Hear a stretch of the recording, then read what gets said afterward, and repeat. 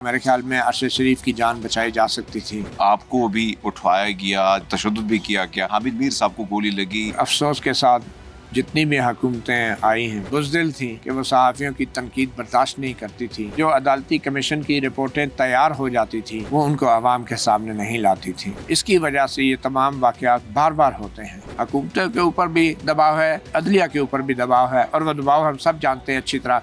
वो माजी से लेके आज तक इस्टेब्लिशमेंट का दबाव रहा है। अस्सलाम वालेकुम, सत श्री अकाल। मैं हरमीत सिंह हूँ और आप देख रहे हैं पब्लिक न्यूज़। इस वक्त हम मौजूद हैं सुप्रीम कोर्ट में, और जिस तरह खबरें भी चल रही हैं, सुप्रीम कोर्ट ने खुद नोटिस लिया है अरशद शरीफ के कत्ल केस के हवाले से। उस पर ही गुफ्तगू करेंगे। हमारे साथ सीनियर सहाफ़ी मतीउल्लाह जान साहब मौजूद हैं। सर, आपसे जानना चाहेंगे, अरशद शरीफ साहब जब हयात थे तब उन्होंने बड़े खतूत लिखे।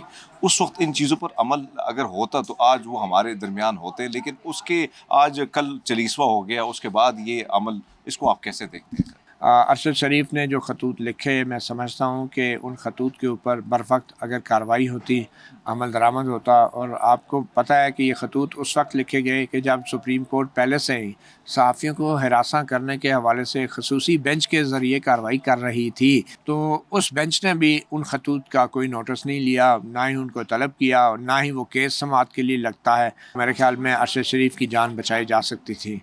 और सुप्रीम कोर्ट को मैं समझता हूँ अभी भी जो सहाफ़ियों के हवाले से केसेस पेंडिंग हैं, ख़ास तौर पे जिसमें उन पे तशद्दुद और उनके अगवा के मामलात हैं, उनको फौरी तौर पे उनकी समाअत करनी चाहिए। मुझे ये बताएं कि जब तहरीक इंसाफ की हुकूमत थी, आपको भी उठवाया गया, जिस तरीके से आपके साथ आपको तशद्दुद भी किया गया। इसी तरह हम अगर माजी में जाएं, हामिद मीर साहब को गोली लगी, उसके हवाले से भी एक कमीशन बना।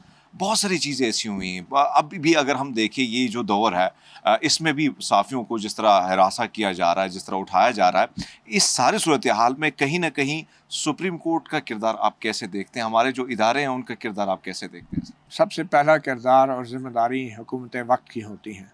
और अफसोस के साथ जितनी भी हुकूमतें आई हैं वो न सिर्फ इस हवाले से बुज़दिल थी कि वो सहाफ़ियों की तनकीद बर्दाश्त नहीं करती थी और अपनी रियासती ताकत का इस्तेमाल करके सहाफ़ियों को निशाना बनाती थी, बल्कि बाद में सिविलियन आने वाली हुकूमतें इस हवाले से भी बुज़दिल थी कि जो अदालती कमीशन की रिपोर्टें तैयार हो जाती थी वो उनको आवाम के सामने नहीं लाती थी।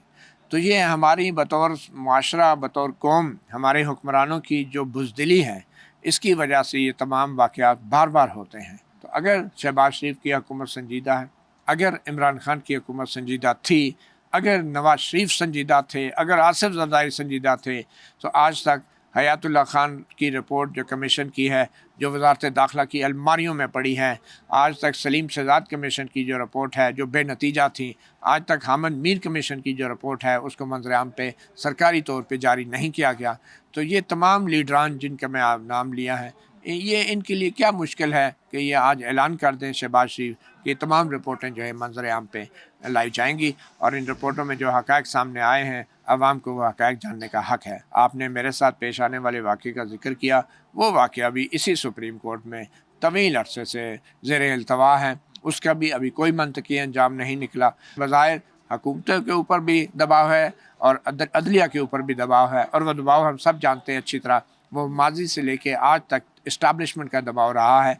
अब सिर्फ ये तवक्को की जाती है और उम्मीद की जाती है कि इस्टेब्लिशमेंट की जो क़यादत बदली है, मेरे ख़्याल में अब इस्टेब्लिशमेंट का वैसा वजूद नहीं होगा जैसा कि माजी में रहा है, और मेरा मुराद है गैर आइनी वजूद। बहुत शुक्रिया sir, thank you so much. हमारे साथ सीनियर सहाफ़ी मतीउल्लाह जान साहब मौजूद थे। उनसे हमने अरशद शरीफ कत्ल केस के हवाले से गुफ्तगू की। ऐसी मज़ीद वीडियो के लिए देखते रहिए पब्लिक।